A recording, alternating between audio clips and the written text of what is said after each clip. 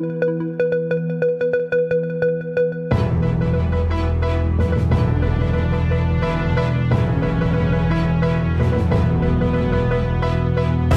гледате Дневникот на Сител.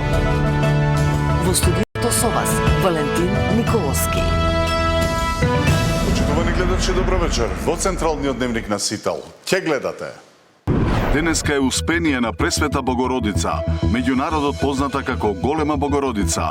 Големиот празник се одбележува во сите храмови на МПЦ. Голема Богородица е заштитничка на рударите, а 28 август е нивниот ден. Без рударство нема енергетска стабилност и економски развој. Дата центрите станаа поле за политичка битка меѓу партиите.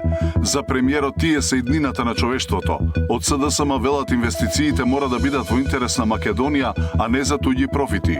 Епилепсија, вртоглавица, моторни оштетувања се дел од симптомите на постзападно-нилската треска. Тројца македонски државјани, од кои 2 деца загинаа во сообраќајка во Словенија. Повредени уште 2 македонски граѓани од истото возило. Расте бројот на загинати во поплавите во Непал. Досега над 540 загинати и над 1000 исчезнати. Тема на денот со министерот за социјална политика, демографија и млади Ѓоко Велковски.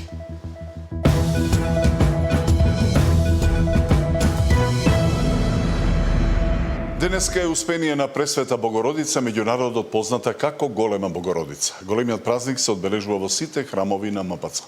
Сителовата екипа го посети храмот посветен на Мајката Божја на Матка. Православните верници денеска го слават празникот Успение на Пресвета Богородица. Стотици граѓани и годинава се собраа во манастирот кај Матка, каде се одржа света божествена литургија. Со неа началствуваше митрополитот австралиско-новозеландски Никола. Пресвета Мајко, ти која го прими несмесливиот во својата утроба, прими ги денес нашиве молитви, ти која го носеше Христа во своите раце, научи не како да го носиме во нашите срца. Ти која стоеше под крстот, не оставај ги оние што денес стојат под своите крстови. Биди со мајките кога плачат, со детето кога се плаши, со старецот кога е сам, биди со болниот кога чека исцеление, биди со оној што заминува далеку, биди со оној што останува сам дома, биди со нашиот град, биди со нашиот народ. Со запалена свеќа, граѓаните се помолија за здравје и благосостојба. Голем празник, сакам да им честитам на сите мои сограѓани, православни христијани, да е за многу години празникот, многу здравје, среќа, благосостојба во нивните домови. Сите да се добронамерни, добри, со добри мисли. Здравје, среќа и еден со друг повеќе да се почитуваме. На празникот му претходи 14-дневен пост, па по литургијата се одржа чинот на причест.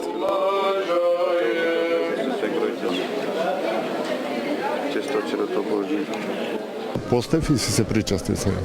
Постам, сите пости и постам и се причествувам. Целта на постот е за духовно да се изградиме самите себе. Ако можеме да речеме не за некои основни работи, понатаку во животот, ке можеме и за други. Во духот на хуманост, во дворот на манастирот традиционално се одржа и крводарителска акција. Меѓу доброволците беше и Димче Филипов, кој досега има дарувано крв дури 83 пати. На некој можда негде му треба. Спасување живот едноставно. Богородица важи за заштитничка на жените, мајките, леунките, рударите, но и на градот Скопје.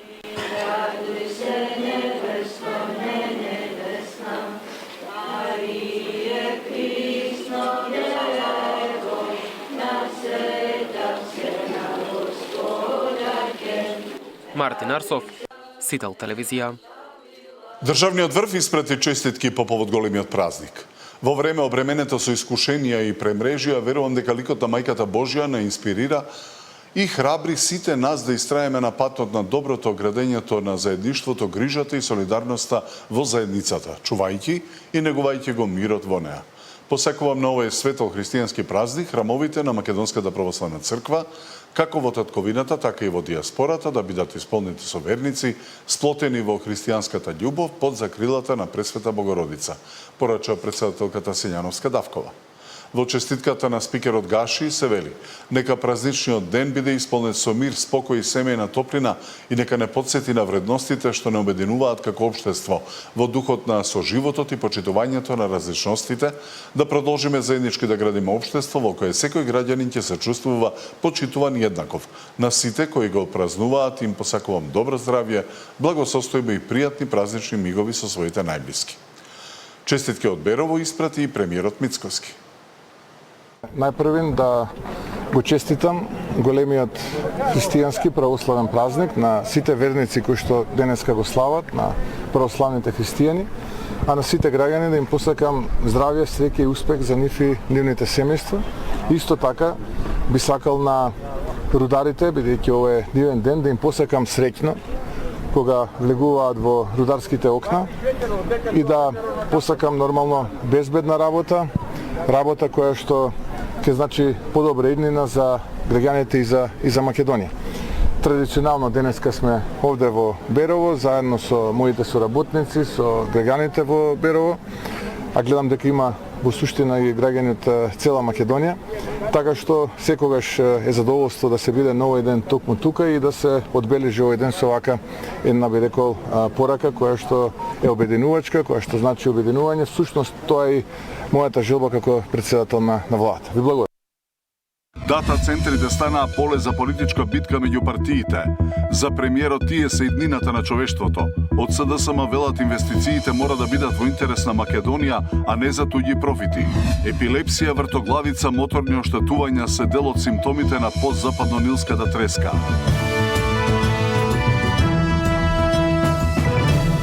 Дата центрите станаа поле на политичка битка меѓу партиите. Премиерот Мицкоски вели тие се иднината на човештвото, а земјава треба да одлучи дали е лидер или е на дното по развојот. За приватните дата центри струјата ќе плаќа тој што ќе ги гради, а за ладењето има повеќе начини. Од опозицијската СДСМ пак велат дека немаат ништо против инвестиции кои носат развој, работни места и нови технологии. Но инвестициите мора да бидат во интерес на Македонија, а не ресурсите на Македонија да се стават во функција на туѓи профити. Дата центрите се иднината на човештвото и владата ќе го преземе институционалниот ризик и ќе ги изгради. Струјата ќе ја плаќа оној што ќе ја троши, а во денешно време има многобројни начини за ладење на овие центри, вели премиерот Мицкоски. Македонија треба да одлучи дали сака да биде лидер во регионот или на дното, но од оваа индустрија владата нема да се откаже. Се разбира дека ова е пазар на демократија и пазар на општество, струјата ќе ја плати оној кој што ќе ја троши, по цена по која што ќе ја договори на слободниот пазар. Кога станува збор за системот на ладење, и тука сакам да кажам дека они испраќаат пораки кои што се стари 10, 15, 20 години. Има сосема поинакви начини на ладење во зависност од намената на тие дата центри, дали тие ќе се користат за вештачка интелигенција или за други цели. Но исто така сакам и една друга работа да ја кажам, која што досега многу малку се комуницира. Ние во државата имаме дата центри. Ние имаме дата центар во Прилеп, но тој дата центар е практично секундарен или дата центар кој што ние го нарекуваме recovery дата центар. Планот на владата е со грант од Европската унија да се изгради национален дата центар кој ќе ги собира податоците од сите институции и ќе ги штити од сајбер напади, а ќе биде поврзан со секундарниот дата центар во Прилеп. Сега секоја институција од сајбер напади се брани како знае и уме. А потоа тој примарен дата центар ќе го поврземе со веќе постоечкиот секундарен дата центар кој што е во Прилепско, за да имаме заштита. Ако не дај Боже настане, би рекол, упад во системот на интероперабилност, да можеме преку секундарниот дата центар да ги заштитиме податоците. Од опозицијската СДСМ вела дека немаат ништо против инвестиции кои носат развој, работни места и нови технологии. Но инвестициите мора да бидат во интерес на Македонија, а не ресурсите на Македонија да се стават во функција на туги профити. Мицкоски не кажува колку струја и колку вода ќе трошат дата центрите. Не кажува дека земјоделците може да немаат вода за нивите и дека граѓаните ќе плаќаат повисока цена за струјата. Македонија нема ресурси за експерименти за затворени врати, особено не со водата. Во држава во која граѓаните веќе се соочуваат со проблеми со водоснабдувањето, загадени реки и труење во Гостивар, власта планира огромни потрошувачки на вода без да ги објави основните анализи. Истото важи и за струјата. Македонија нема стабилен енергетски систем за мицкоски однапред да ветува државни ресурси без јавноста да знае колку ќе чини тоа и кој ќе ја плати сметката. Ова не е стратегија за развој, туку опасно коцкање со водата, струјата и земјата на граѓаните, велат од опозицијската партија. Премиерот вчера соопшти дека веќе се преговара со 5 до 6 потенцијални инвеститори за изградба на дата центри во Македонија. Тамара Дичевска, Сител телевизија. 28 август е ден на рударите. Денешниот ден беше можност да им се одаде признание на сите оние кои со својот труд придонесуваат за енергетската и економската стабилност на земјата. 28 август е денот на рударите, ден посветен на работниците кои секојдневно, често под исклучително тешки и ризични услови, го вложуваат својот труд во рудниците ширум земјата. Рударството има значајно место во македонската економија и представува важен столб за развојот на македонска каменица и пробишти. Работата на рударот бара знаење, искуство, дисциплина и пред се голема храброст. За секој развој, за секој успех стои човечкиот труд. А токму човечкиот труд е најголемата сила на пробишти. Денот на рударите е можност да им се оддаде признание на сите оние кои со својот труд придонесуваат за енергетската и економската стабилност. Но овој ден е и потсетник дека иднината на рударството мора да се гради со современа технологија, подобри услови за работа, поголема безбедност и со почитување на човекот и природата. Ќе инвестираме во она што е потребно денес, но истовремено ќе го подготвуваме она што ќе му биде потребно на пробишти утре. Ние не го градиме пробишти само за нас. Го градиме за нашите деца, за нашите внуци, за генерациите што доаѓаат. И затоа ни е потребна заедничка визија, заедничка енергија и заедничка поддршка. За рударите 28 август не е само празник, тоа е ден кога се слави професијата, се почитува трудот и се оддава признание на оние кои својата работа ја извршуваат далеку од светлината на денот, но со големо значење за сите нас. За Сител, Трајан Ристовски. На Македонија и треба рударство компатибилно со зелената транзиција која ќе помогне таа да се реализира. Стратегијата за минерални суровини токму тоа го предвидува. Научниот соработник во МАНУ Александар Дединец вели дека дилемата не треба да биде дали земјата треба да има рударство, туку какво рударство сакаме. Според министерката за енергетика, рударство и минерални суровини Божиновска, рударството не е само производство, туку цел синџир кој носи работа и профит за сите. На Македонија и треба рударство кое нема да биде спротивно на зелената транзиција, туку ќе помогне таа да се реализира. Ова е една од главните пораки од стратегијата за минерални суровини 2026-2046, представена на настан по повод денот на рударите. Научниот соработник во МАНУ Александар Дединец вели дека дилемата не треба да биде дали земјата треба да има рударство, туку какво рударство сакаме. Имаме што да понудиме, иако сме мала држава, нашиот геолошки состав ни дава значајен и разновиден минерален потенцијал. Стратегијата ги препознава бакарот, среброто, златото, оловото, цинкот, никелот, хромот, манганот, но и значаен број неметалични минерални суровини, како и минерални термални и геотермални води, јагленот и водата за пиење. Тоа е потенцијал кој не треба ниту да го преценуваме, но ниту да го игнорираме. Треба паметно да го истражиме, да знаеме со што располагаме.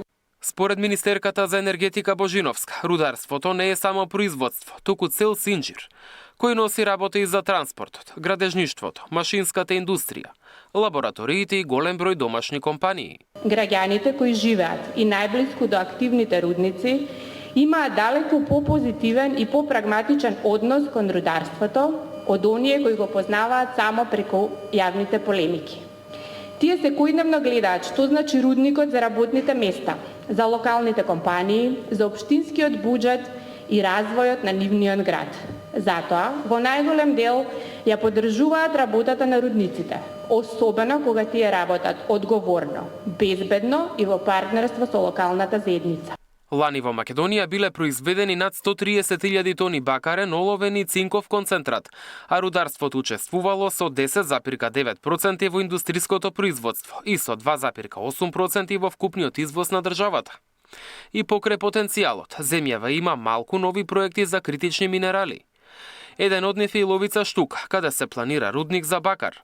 Инвеститорот најавува почетна инвестиција од над 340 милиони евра, а проектот според најавите треба да носи прозрачен годишен приход од најмалку 180 милиони евра и компанијата да стане меѓу најголемите извозници во Македонија. Мартин Арсов, Сител телевизија. За период од 2 години владата има креирано 17.000 работни места, што е повеќе од сите претходни влади на СДСМ за 7 години. Изјави премиерот Мицкоски за извештајот на Државниот завод за статистика за бројот на вработени и невработени лица.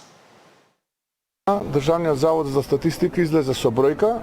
Оваа влада во овие 2 години, почнувајќи од третиот квартал 24-та година, завршувајќи со вториот квартал од 26-та година, има креирано нови 17.000 работни места. Од 691.000 вработени до 708.000 вработени.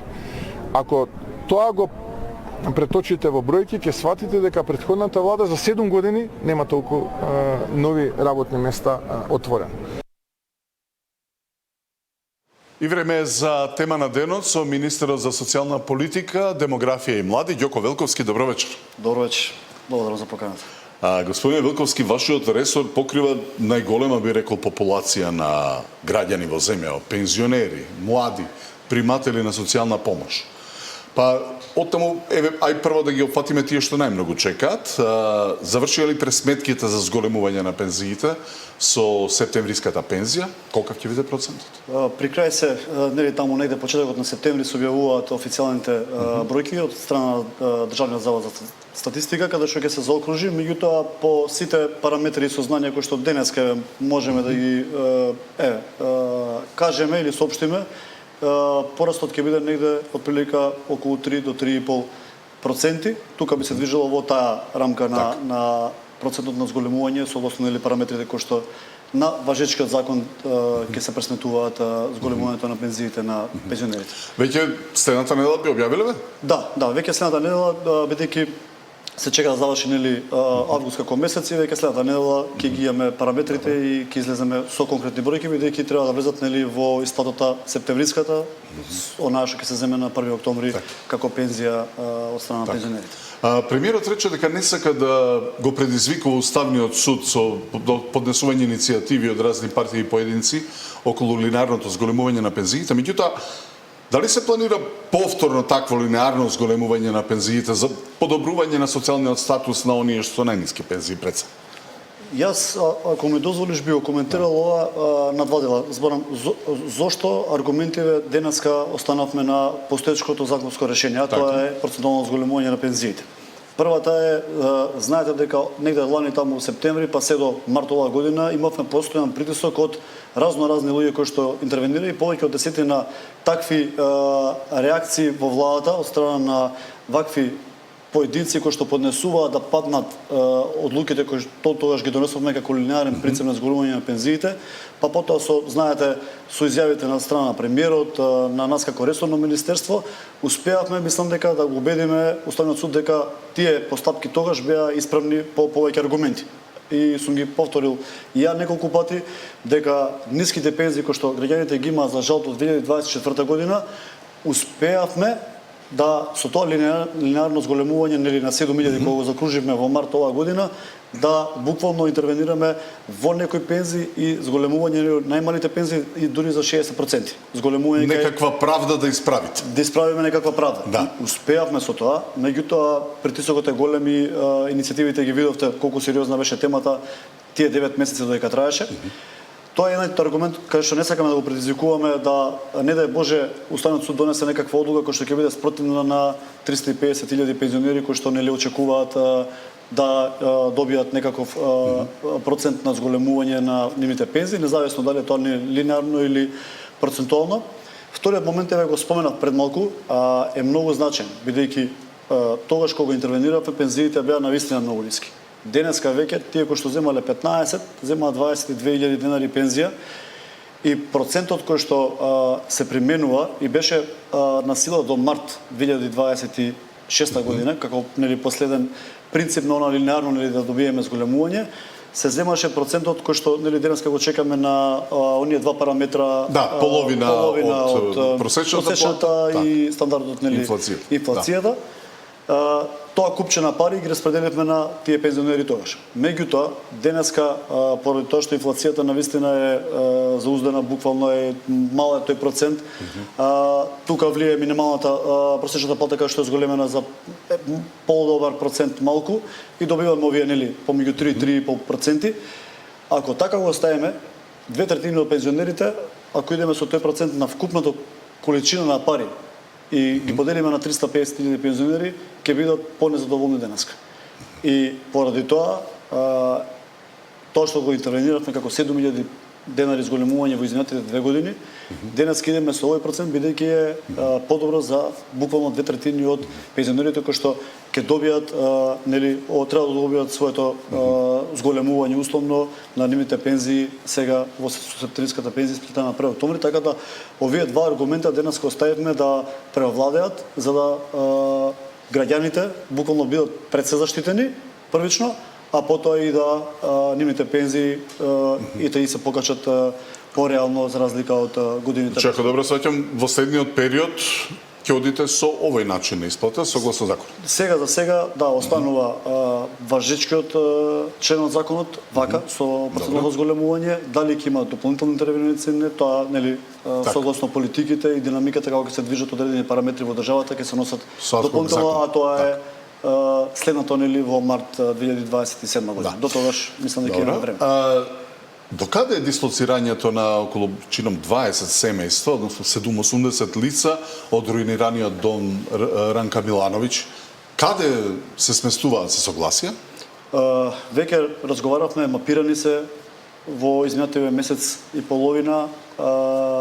Она што го имаме како опција, како ресурс во Министерството за овој тип на граѓани кои што за жал немаат нивно живеалиште, односно условно нели бездомници, вака по дефиниција на законот. Чичино село како локација кој што располага Министерството за социјална политика денеска ќе го доградиме со дополнителни веќе е во постапка оние монтажни објекти каде што овие семејства ќе им биде понудено веќе и разговарано со нив да бидат преместени таму. Таму имаат услови многу подобри, има простории за јадење, има простории за лична хигиена, каде што денеска го немаат. Ќе мора да се сложат, бидејќи она што го имаме добиено како информација дополнително од страна на она што го потикна општина Газилева пред одреден период, тоа е да се види како тие објекти дали се безбедни или не, стабилни сеизмички или не. Имаме негативен одговор за жал, бидејќи ги знаеме какви се тие згради, така да безбедноста е пред се најважна, затоа ќе ги сместиме во безбеден параметар каде што ги имаат сите предуслови, а секако потоа и стручната работа со нив за да ги излечеме од овој тип на ризик што ги имаат во моментот, и со тоа Ранка Милановиќ веќе ќе стане минато за овие луѓе. Што ќе биде со објектот? Локацијата ќе остане во ингеренција на Министерството или добива нова пренамена? Во моментов е под Република Македонија, нели, владението на самиот објект, тој е со намена стручно В2, односно социјална заштита, така да во овој момент тоа е намената по деталниот урбанистички план. Дали ќе има дополнителни измери или не, тоа ќе треба, нели, самата општина, градот Скопје да ги дефинира во нивните детални урбанистички и градскиот, нели, план кој ќе се носи дополнително. При секој ваше гостување ве прашувам ова и сега е момент, што се случува со социјалните случаи и злоупотребите што беа во минатиот пат рековте дека се работи за неколку илјади. Точно, и сега е ексклузивно ќе го најавам тоа што ќе се случи за буквално 30 дена од денеска. Веќе задачата која што имавме заедно со Центарот за социјална работа и благодарност до сите стручни работници кои што овие изминати 60 дена до денеска работат буквално на терен од куќа до куќа, да им бидат директна подршка на овие луѓе кои што навистина им треба, бидејќи за жал во системот се занемарило ваквото посетување низ годините, не знам од кои причини, и денеска и веќе не знам дали да навлагам како министер или да земам да им помогнеме на овие луѓе кои што им е најпотребно. Ги посетуваат и ја гледаме реалната состојба со што се соочуваат овие луѓе, или за жал ако има злоупотреби, така каков начин е злоупотребен системот на социјалната заштита, односно како тие ја користат социјалната заштита, а ги имаат сите други предуслови, нели, во своето семејство. И веќе доаѓаме до бројка од сериозна. Денеска сме негде отприлика повеќе од 2500 вакви детектирани, а останува буквално уште половина да се поминат во овие 30 дена од корисниците и очекувам дека и во тој период ќе се најдат аномалии, за жал, кои што системот ги дозволил низ годините наназад. И мора да стане на крај и за 30 дена и ќе имаме официјална и пресконференција со конкретни бројки, статистика по градови, по региони, со каква злоупотреба и од каков тип биле токму ваквите средства злоупотребени или од социјалната заштита. Така да веќе ставаме крај конечно во системот и законски веќе може да најавам дека согласно овие детектирани за овие 60 дена детектираните слабости, веќе дел од тие ги ставаме во закон за да ги затвориме сите приоди да се злоупотребува овие системи во иднина. Дали тоа значи дека веднаш потоа тие пари што незаконски ги добивале ќе се пренаменат за зголемување на социјалната помош? За кого? Точно така. Целта е, и тоа што го разговаравме со премиерот директно, бидејќи е засегнат, сакаме средствата кои што ние научните врзници ги одвојуваме токму за овие категории да завршуваат на вистинското место и нели во доволна количина на средства за да им бидеме директна поддршка и помош на овие луѓе. Се разместуваат повеќе опции од најранливите луѓето кои што се со инвалидност, па се до социјалните случаи да им помогнеме најдиректно по различни мерки во следниот период. Тоа ќе биде периодот кога ќе затвориме акцијата на 30 септември и потоа нормално како ќе доаѓаат нели оние де факто заштеди на злоупотребите кои што се случиле, средствата ќе бидат пременувани за оние категории каде што е најпотребно. Неодамна подпишавте договори за грант средства за развој на социјални услуги со 9 општини. Зашто ќе ги користат тие средства? Тоа е една одлична мерка која што ја буквално ја зголемивме двократно во изминатиот период. Нели говориме постојано дека ни се потребни услуги од типот на дневни центри за стари, дневни центри за дечиња со попреченост или старски домови. Ова услуга е она алтернатива за сите овие категории, за активно старење на повозрастната категорија, за дечињата асистенти со посебни потреби, да директно асистенти доаѓаат во нивниот дом, помагаат или ги чуваат во некои од дневните центри кои што се оперирани од страна на партнерски однос помеѓу Министерството, општината и надлежна организација која што го менаџира целиот процес. И од негде не повеќе од 60 договори во 2024 година, денес имаме 120 вакви управни договори склучено во многу општини, дури некои општини имаат тип од 2 до 3 од овие мерки кои што ги користат во моментов. Одвојуваме како министерство приближно околу 850 милиона годишниот буџет за оваа година, за наредната година очекувам да биде и поголем. Опфатот е негде отприлика над 5000 лица, кои што денеска ги опфаќаме со оваа мерка. И навистина е директна помош во домот и стари лица. Пред се фокусот е на старите лица, бидејќи недостатокот на старските домови кои што се случи оној проблем каде што старите лица остануваат сами во своите населени места, градови, села низ Македонија.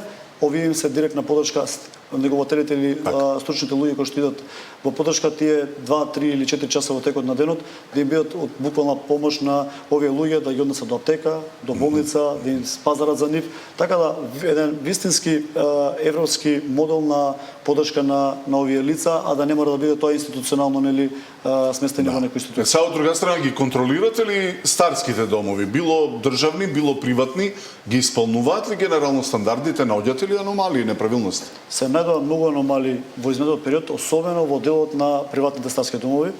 Буквално беа посетени сите, и се посетуваат и во меѓувреме како стигаат представки, бидејќи нели отворен е процесот да некој се пожали за одредени недостатоци, се случуваат нели да се занемарат одредени стандарди, да нема одреден персонал согласно правилникот кој што го имаме. Инспекцијата интервенира веднаш. На дневна основа потпишувам сигурно повеќе од 2 или 3 наредби каде што инспекцијата излага на терен. Таму каде што се констатирани одредени аномалии, буквално се дава рок, кратки рокови, каде што треба да ги надминат нели состојбите, доколку не се надминуваат, веднаш им се одземат и во изминатиот период повеќе од 10 старски домови за жал ја загубија лиценцата за да може да нели да бидат такви оператори. Мора да ги почитуваме стандардите, поставени се, правилникот и оно што е стандард не е преголемо оптеретување. Работиме заеднички и партнерски со нив, седнавме со приватните стопанственици на овие домови, да ги релаксираме оние проблеми каде што имаат навистина сериозен притисок да не може да најдат одреден персонал кој што бил стаен или стручен кадар, кој што е дефицитарен, да го замениме со нешто алтернативно, а да биде повторно квалитетна дадена услугата, така да еве и во тој партнерски однос сме заедно и ги слушаме и овие луѓе, да не ни е целта да ги затвараме.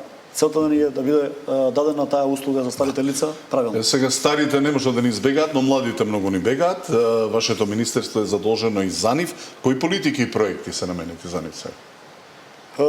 За вака 2 години како министерство констатиравме една состојба која што денеска мора да соопштам дека политиките за млади некако се распрскани во многу ресори во државата. Како што е Министерството за образование, Министерството за спорт денеска, во Агенцијата за поддршка на младите луѓе Erasmus Plus проектите кои што идат преку нив, и тука оперативниот план во Агенцијата за работување, и тоа се бенефиции кои што младите вака во целина може да ги користат до нивната 29 година и слично. Општините даваат поволности за земјишта, да не плаќаат данок.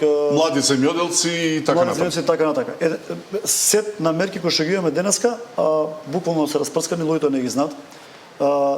Спремаме веќе информација каде што сите овие проекти заеднички ги ставиме на една платформа за секој млад човек да може буквално на едно место да ги гледа сите овие поволности кои што ги има од страна дали на државата, дали на локалната самоуправа. И да се препознае во нив за да аплицира? Точно така, да се препознае директно во нив, а не да лута на секој да бара информации и потоа знаете како иде кај нас од една врата на друга врата и за жал интересот кај младите се губи и трпението, нели, нормално да го загубат. Вака ќе биде еден систем, една платформа каде што сите политики, од ресорните министерства и агенции и општини, меѓутоа ќе биде на едно место и тоа ќе го работиме во следните неколку месеци и сметам дека ќе биде од голема поддршка и интерес кај младите. И она кој што сакам денеска да го условно најавам е младинската картичка, која што ќе вадиме повторно во Македонија.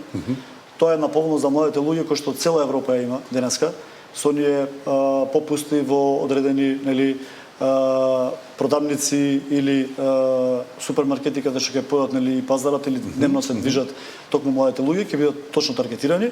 И тоа е веќе проектот се во завршна фаза и очекувам дека за брзо време од денеска да младите луѓе денеска, иако таа постоеше пред 10 години, меѓутоа за жал не беше системски поставена, денеска веќе системски ќе поставиме и денеска младите луѓе ќе имаат не само во Македонија таа полност, туку и сегде во Европа кај што ќе одат и ќе бидат, мислам дека удостоени како млади луѓе и ќе биде од голема корист.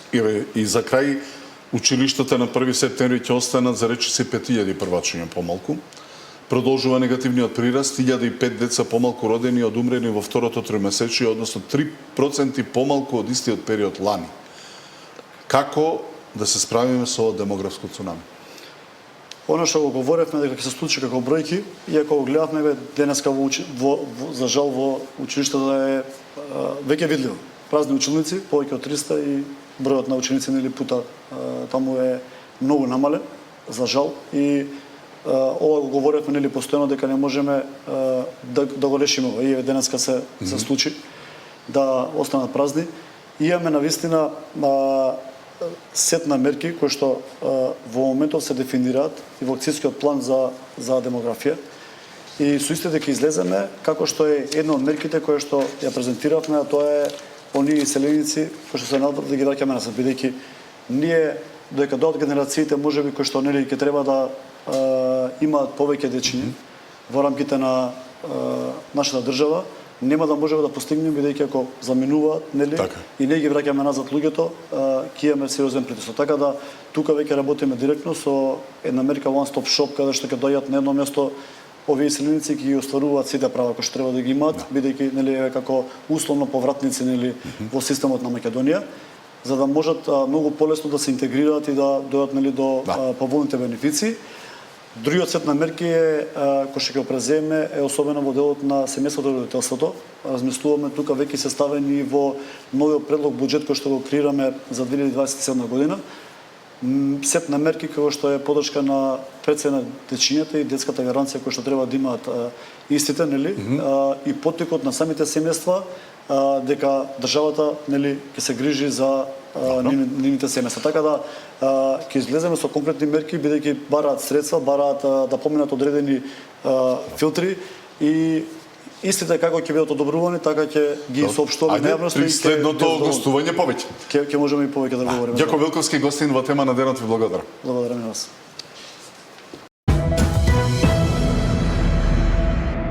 Центарот за управување со кризи соопшти дека до 18 часот се регистрирани вкупно 20 пожари на отворен простор, 8 од нив се активни, 3 под контрола, 9 изгаснати. Во текот на вчерашниот ден имавме околу 30 пожари на отворен простор, безмалку сите се изгаснати, активни се само неколку пожари. Пожарот кој што со денови се одвиваше на планината Китка е ставен под целосна контрола, утрово нема активно горење, на неколку места се појавува само чад. Екипите на скопски пожарникари се на лице место, а по потреба на располагање се огнените тимови на Дирекцијата за заштита и спасување. Активен пожар имаме на планината Жеден, повторно, и тоа пожар кој што се гледа и од скопската страна, од страна на село Копаница, односно атарот на село Копаница, но истиот се гледа и од тетовска страна, таму е ваторот на село Копанце. На овој пожар денес работат скопските пожарникари со поддршка на неколку огнени тимови на Дирекцијата за заштита и спасување, а од тетовска страна работат тетовските пожарникари. Во овој момент истиот се одвива на тешко пристапен, а и најчесто на непристапен терен, поради што пристапот до него е многу ограничен. Истиот ќе се почека да се спушти на пониските делови од планината и тука ќе биде ставен под целосна контрола, а велам денес и целосно изгаснат. А заразените од западнонилска треска, кои што имале силно манифестирани симптоми на болеста, може да имаат дополнителни последици по заболувањето. Третманот на заразените со тешка форма на западнонилска треска не завршува само на инфективна. Вчера скопјанец неколку дена по напуштање клиниката поарал помош на неврологија. Вирусот кај него оставил последици е неопходна дополнителна медицинска нега, која може да трае подолг период.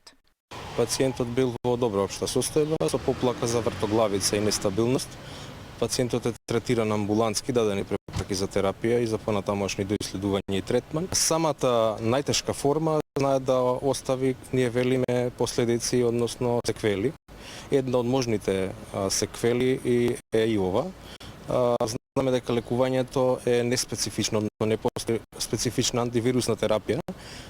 Туку е терапијата симптоматска, терапија за поддршка и терапија за лекување на дел од компликациите.